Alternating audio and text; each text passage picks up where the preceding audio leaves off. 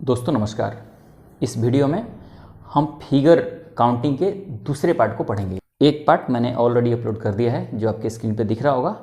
उस वीडियो में मैंने पहले पार्ट में मैंने ये बता रखा है, 3 तरह के क्वेश्चन बता रखे हैं जिसमें फिगर काउंटिंग कैसे किया जाता है वो मैं बताता हूँ कि उसमें क्या क्या बताया हूँ।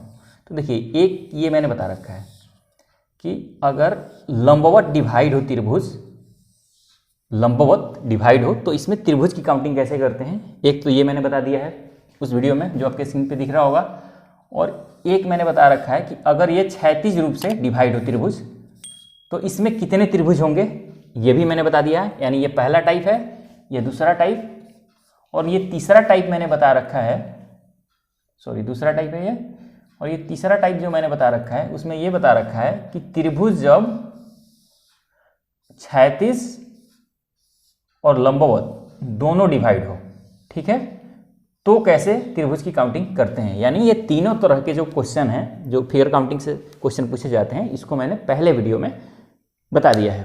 अब इससे आगे पढ़ने वाले हैं। अब आगे क्या पढ़ने वाले हैं इसको आइए समझते हैं।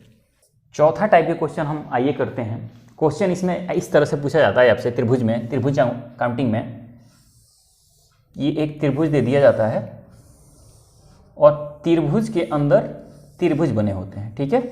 यानी किसी त्रिभुज में उसके अंदर एक त्रिभुज बना होता है, उस अंदर वाले त्रिभुज के जो कोण होता है वो बड़े वाले त्रिभुज के प्रत्येक भुजा को टच करता है। जैसे ये एक बड़ा त्रिभुज है और इस त्रिभुज के अंदर जो त्रिभुज बना है ये छोटा वाला, इसका कोण जो है वो इसके बड़े वाले त्रिभुज के प्रत्येक भुजा को टच करता है। तो इसमें किस तरह से काउंटिंग करेंगे कि इसमें किस तरह से क्वेश्चन पूछे जाते हैं, इससे भी टफ होता है क्वेश्चन इसमें, वो मैं आगे पढ़ने वाले हैं। इसको मैं बेसिक है तो मैं बता देता हूँ। तो देखिए, इसमें जब कभी भी क्वेश्चन पूछे जाते हैं ना, तो सबसे पहले क्या कर लेना है, ये छोटे छोटे त्रिभुज है ना उसकी काउंटिंग कर लेनी है। 1 2 3 और ये बीच वाला 4। तो जब कभी भी बड़े वाले त्रिभुज के अंदर एक त्रिभुज बना होगा ना, तो ये 4 त्रिभुज तो ये हो गए और ये एक बड़ा वाला त्रिभुज हो गया। तो ये त्रिभुज की संख्या कितनी हो गई, त्रिभुज की संख्या हो गई 5, ठीक है। तो आंसर हो गया 5। यानी कहने का मतलब है कि जब कभी भी बड़े त्रिभुज के अंदर एक छोटा त्रिभुज बना हो तो त्रिभुज की संख्या होगी टोटल 5। 4 तो ये बन गए और एक हो गया इसके अंदर, एक और हो गया, ये हो गए 5। क्लियर है। अब आइए समझते हैं कि इसके अगर त्रिभुज के अंदर ही त्रिभुज बने हुए हों, एक से ज्यादा त्रिभुज बने हुए तो क्या होता है। एक ये हो गया और एक और त्रिभुज बना हुआ है, ठीक है। इसमें अब बताना है आपको कि त्रिभुज की संख्या कितनी होगी। तो देखिए, पहले बड़े वाले त्रिभुज के अंदर एक त्रिभुज बना है, तो मैंने क्या कहा कि बड़े वाले त्रिभुज के अंदर जब एक त्रिभुज ये वाला बना है तो त्रिभुज की संख्या क्या होगी 5। 1 2 3 और एक ये बड़ा वाला बना है ये 4 और एक बड़ा वाला, यानी त्रिभुज के अंदर जब त्रिभुज बना है तो त्रिभुज की संख्या हो गई 5। लेकिन अब देखिए, ये भी एक त्रिभुज है और इसके अंदर भी एक छोटा वाला त्रिभुज बना हुआ है, तो कितने त्रिभुज हो गए, इसमें 4 ही त्रिभुज बनेंगे। 4 ही त्रिभुज क्यों बनेंगे, 1 2 3 और एक 4, क्योंकि बड़े वाले त्रिभुज में ये वाला त्रिभुज काउंट हो चुका है। तो ध्यान रखिए इस बात को कि जब कभी भी जो सबसे बाहर त्रिभुज बना हुआ है उसके अंदर एक त्रिभुज बना है तो 5 त्रिभुज बनेंगे। लेकिन अगर त्रिभुज के अंदर त्रिभुज बना है और उस अंदर वाले त्रिभुज के अंदर अगर त्रिभुज बन रहा है तो फिर 4 ही त्रिभुज बनेंगे। ये समझने वाली बात है कि ये बड़े वाले त्रिभुज के अंदर जो ये त्रिभुज बना हुआ है फिर तो 5 त्रिभुज बन गए, ठीक है। लेकिन ये जो अंदर वाले त्रिभुज हैं इसके अंदर अगर त्रिभुज बना हुआ है तो फिर अंदर वाले त्रिभुज के अंदर अगर त्रिभुज बना हुआ है तो फिर 4 त्रिभुज ही बनेंगे। अगर एक और क्वेश्चन ले लीजिए समझने के लिए। क्वेश्चन इस तरह से है कि ये बड़े वाले एक त्रिभुज है, इसके अंदर एक त्रिभुज बना हुआ है, इस अंदर वाले त्रिभुज के अंदर भी एक त्रिभुज बना हुआ है और इस अंदर वाले त्रिभुज के भी अंदर एक त्रिभुज बना हुआ है। यानी एक त्रिभुज के अंदर कितने त्रिभुज है, 1 2 3 4। एक त्रिभुज के अंदर 4 त्रिभुज है। तो ध्यान रखिए, अंदर वाले एक त्रिभुज के लिए क्या लेंगे, एक त्रिभुज बड़ा वाला है उसके अंदर जब त्रिभुज बना हुआ है ये वाला, ये जो बना हुआ है इसके लिए क्या लेंगे, त्रिभुज की संख्या 5 लेंगे, क्योंकि बड़े वाले त्रिभुज के अंदर एक त्रिभुज बना हुआ है तो 5 त्रिभुज बनेंगे, ठीक है।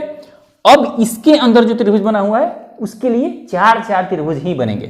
तो इसके अंदर एक त्रिभुज बना हुआ है तो इसके लिए 4 लेंगे, +4 कर लेंगे, इसके अंदर जो त्रिभुज बना हुआ है, इसके अंदर ये 4 लेंगे, क्योंकि ये बाहर वाला त्रिभुज नहीं है, त्रिभुज के अंदर त्रिभुज है। और फिर इस त्रिभुज के अंदर भी एक त्रिभुज बना हुआ है, तो इसके लिए भी 4 ही त्रिभुज लेंगे। क्लियर है?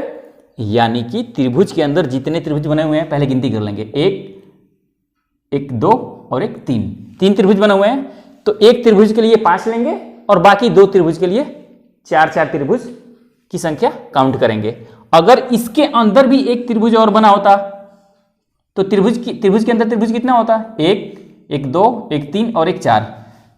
तो एक के लिए तो हम 5 लेते और बाकी जो 3 त्रिभुज अंदर बने हुए हैं उसके लिए 3 के लिए 4 ले लेते। क्लियर है?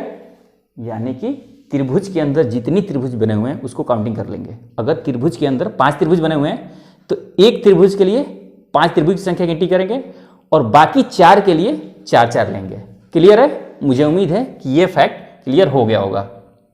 ठीक है, आइए अब अगले टॉपिक पे चलते हैं, अगले टाइप पे चलते हैं। दोस्तों अब आइए 5वां टाइप पढ़ते हैं। ठीक है, 5वां टाइप है, इस तरह से आपसे क्वेश्चन दिया होता है, बहुत इंपॉर्टेंट है, बहुत बार क्वेश्चन पूछा गया है ये एग्जाम में। इस तरह से क्वेश्चन दिया होता है और आपसे पूछा जाता है कि इसमें त्रिभुज की संख्या कितनी होगी, ये आपको बताना है। फिगर काउंटिंग का ये क्वेश्चन है, बहुत इंपॉर्टेंट है, इसको ध्यान से देखिए कि इसमें काउंटिंग कैसे करेंगे। तो सबसे पहले क्या करेंगे ना कि ये छोटे वाले जो है ना उसके अंदर नंबरिंग कर लेंगे, 1, 2, इस त्रिभुज में 2 त्रिभुज, 1 और 2, इस त्रिभुज में भी 2 त्रिभुज और 1 और 2, इस त्रिभुज में भी 2 त्रिभुज। तो इस वाले त्रिभुज में कितने त्रिभुज बने हुए हैं? इस वाले त्रिभुज में कितने त्रिभुज बने हुए हैं? 2 ये हो गए और एक बड़ा वाला हो गया। मैंने बता रखा है इससे पीछे वाले वीडियो में कि अगर त्रिभुज लंबवत डिवाइड हो ना तो ऐसे 1 और 2 लिख लेते हैं। 2 भाग त्रिभुज है तो 2 लिख लेते हैं और इन दोनों को जोड़ लेते हैं, जितने जोड़ आएगा वो ही इसमें त्रिभुज की संख्या हो जाएगी। तो 1 और 1 2 हो गया, 1 और 2 3 हो गया, तो इसमें हो गए 3 त्रिभुज। इसमें इसी तरह से 1 और 2 3 त्रिभुज, क्योंकि एक ये हो गया, एक ये हो गया, एक ये बड़ा वाला हो गया, 3 यहाँ भी, इसी तरह से इसमें भी 3 हो गए और ये हो गया अंदर वाला 1। क्लियर है? तो ये हो गया 1 और 1 हो गया बड़ा वाला। तो कितने त्रिभुज हो गए? 3 + 3 + 3, ये और ये, 1 हो गया अंदर वाला और 1 हो गया ये बड़ा वाला। तो कितने त्रिभुज की संख्या हो गया? 11। यानी इस फिगर में त्रिभुज की संख्या कितनी है? 11 है। मुझे उम्मीद है कि ये आपको समझ आ गया होगा। ठीक है, इस तरह से काउंटिंग करेंगे, 1 और 1 2 और एक बड़ा वाला 3, 3 6 3 9, एक ये बीच वाला 10 और एक ये बड़ा वाला 11। इसको और अगर बढ़ाना है क्वेश्चन को तो और बढ़ा लीजिए, इसको मिटा देता हूं मैं। इसमें एक और लाइन खींच दिया गया, इसमें एक और लाइन खींच दिया गया, इसमें भी एक और लाइन खींच दिया गया। क्लियर है? अब आपको बतानी है कितने त्रिभुज बनेंगे। ठीक है, तो क्या करना है? 1 2 3। तो क्या कहेंगे, जब त्रिभुज को जोड़ना है तो क्या करेंगे? कितने त्रिभुज की संख्या होगी? 1 + 2 + 3, 1 + 2 + 3 बराबर हो गया 6। इसी तरह से इसमें भी 1 2 3 6 त्रिभुज बनेंगे, इसमें भी 1 2 3 6 त्रिभुज बनेंगे। तो 6 6 12 और 6 18, यानी 18 हो गए इन तीनों में मिला के, और एक ये अंदर वाला हो गया और एक ये पूरा बाहर वाला हो गया। तो ये हो गया 20 त्रिभुज। क्लियर है? तो इस तरह के जब भी क्वेश्चन पूछे जाए तो आप इस तरह से क्वेश्चन को कर सकते हैं। इसी में एक और टाइप को समझिए, इसमें अंदर क्वेश्चन पूछ लिए जाते हैं। दोस्तों इस टाइप से भी एक क्वेश्चन पूछ लिया जाता है। अब इसमें बताना है आपको कि इसमें कितने त्रिभुज की संख्या है इस फिगर में। तो इसको कैसे करते हैं इसको समझिए। उसी तरह का है जिस तरह से मैंने पीछे बताया, लेकिन थोड़ा सा चेंज है, इसको आइए समझते हैं। देखिए पहले कैसे, पहले क्या कहा मैंने? 1 2 ये हो गया, 1 और 2 ये हो गया, 1 और 2 यहाँ हो गया। तो 1 2 हो गया, एक बड़ा वाला हो गया, 3 हो गया, तो 3 ये हो गया यहाँ पे पूरा फिगर में, इस तरह से 3 यहाँ 3 यहाँ। तो कितने हो? 3 3 6 और 3 9, तो ये हो गए। क्लियर है?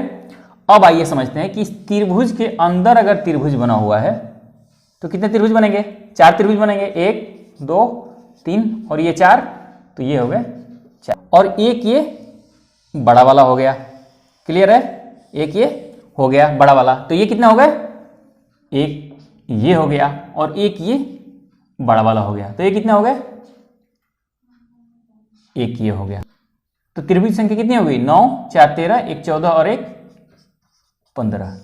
क्लियर है? मैं फिर से बताता हूं, ये 3 त्रिभुज बन गया, एक ये और एक ये बड़ा वाला। तो इसी तरह से 3 तो 3 कोण पर त्रिभुज बन गए।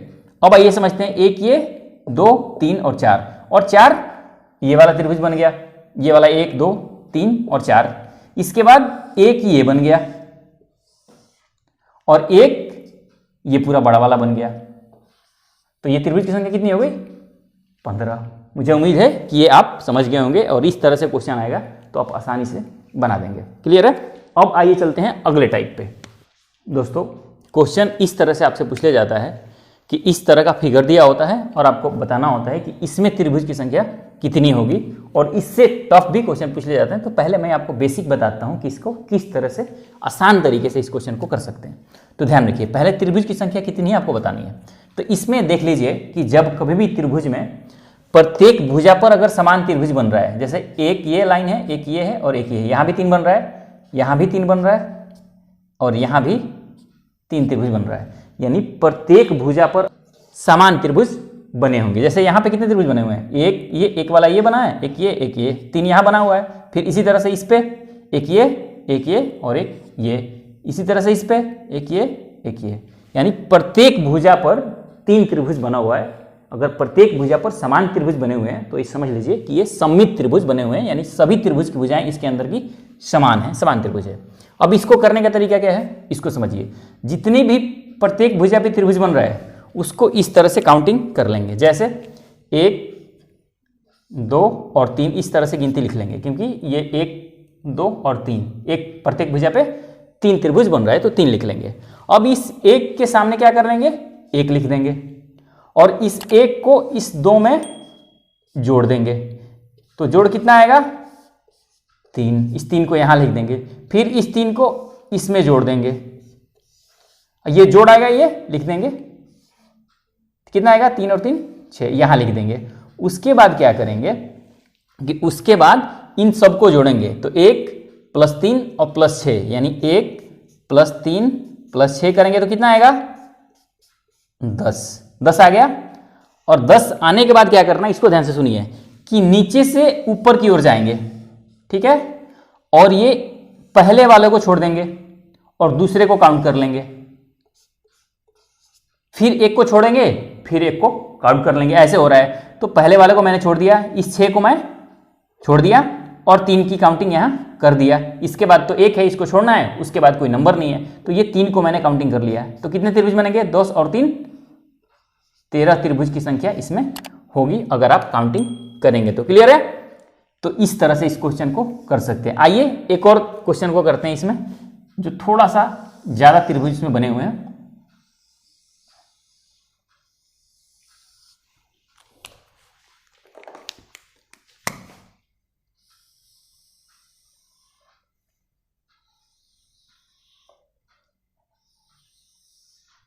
ठीक है, इस तरह से त्रिभुज बने हुए हैं, एक ये और एक ये और एक ये, इस तरह से एक ये और एक ये। ठीक है, ये त्रिभुज बने हुए हैं और इसमें आपको त्रिभुज की संख्या बतानी है कि कितनी होगी। तो मैंने क्या बताया कि पहले देख लेंगे कि प्रत्येक भुजा पर, बड़े वाले त्रिभुज के प्रत्येक भुजा पर कितने त्रिभुज बने हुए हैं। तो कितने त्रिभुज बने हुए हैं? 1 2 3 4, इसमें भी 1 2 3 4, इसमें भी 1 2 3 4। मैंने देख रहा हूं कि प्रत्येक भुजा पर समान त्रिभुज बने हुए हैं। तो जब कभी भी प्रत्येक भुजा पर समान त्रिभुज बने हुए हैं तो ये जानिएगा कि ये सममित त्रिभुज है, यानी त्रिभुज के अंदर जो त्रिभुज बने हुए हैं सब बराबर हैं। तो इस तरह के त्रिभुज करने का क्या तरीका है कि प्रत्येक भुजा पर जितनी त्रिभुज बने हुए हैं उसको काउंटिंग कर लेंगे, 2 3 4 गिनती लिख लेंगे। ठीक है, और इस 1 के सामने 1 लिख देंगे, इस 1 को इस 2 में जोड़ेंगे, 1 और 2 3 आया, 3 को यहाँ लिख देंगे, इस 3 को इस 3 में जोड़ेंगे, तो 3 3 जोड़ेंगे कितना आएगा? 6 आएगा। इस 6 को इसमें जोड़ेंगे तो कितना आएगा? 10 आएगा। अब क्या करना है कि 1 + 3 + 6 + 10 करना है, तो इसको जोड़ेंगे तो कितना आएगा? 6 और 3 9 में 10 और 10 20 आ गया। अब क्या करेंगे, इसको लाइन को नीचे से ऊपर की ओर जाएंगे और 1 को छोड़ेंगे पहले, फिर दूसरे की गिनती यहां जोड़ देंगे, फिर इस 3 को छोड़ देंगे, फिर 1 को जोड़ लेंगे तो कितना आ गया, 20 6 26 और 1 27, यानी इस त्रिभुज के अंदर 27 त्रिभुज बनेंगे टोटल। मुझे उम्मीद है कि ये आपको समझ आ गया होगा। अगर समझ नहीं आया हो तो इसको एक बार और वीडियो को देख लीजिए आराम से, ये आपको मैं गारंटी है कि आप बिल्कुल सही तरह से समझ जाएंगे और एग्जाम में आपसे इस तरह से क्वेश्चन अगर पूछा गया तो आप छोड़ने वाले नहीं हैं, और मैक्सिमम क्वेश्चन इसी तरह से पूछे जाते हैं। मुझे उम्मीद है कि आपको वीडियो पसंद आया होगा। अगर वीडियो पसंद आया हो तो वीडियो को लाइक कीजिए, चैनल को सब्सक्राइब कर लीजिए, क्योंकि इस तरह के वीडियो आपको इस चैनल पे मिलते रहेंगे। इससे पहले मैंने कैलेंडर और क्लॉक को भी पढ़ा चुका हूँ, उसका लिंक मैं डिस्क्रिप्शन में डाल दूंगा, उसको भी जाके आप देख सकते हैं। तो देखने के लिए आपका बहुत बहुत धन्यवाद। मिलते हैं अगले वीडियो में, तब तक के लिए नमस्कार।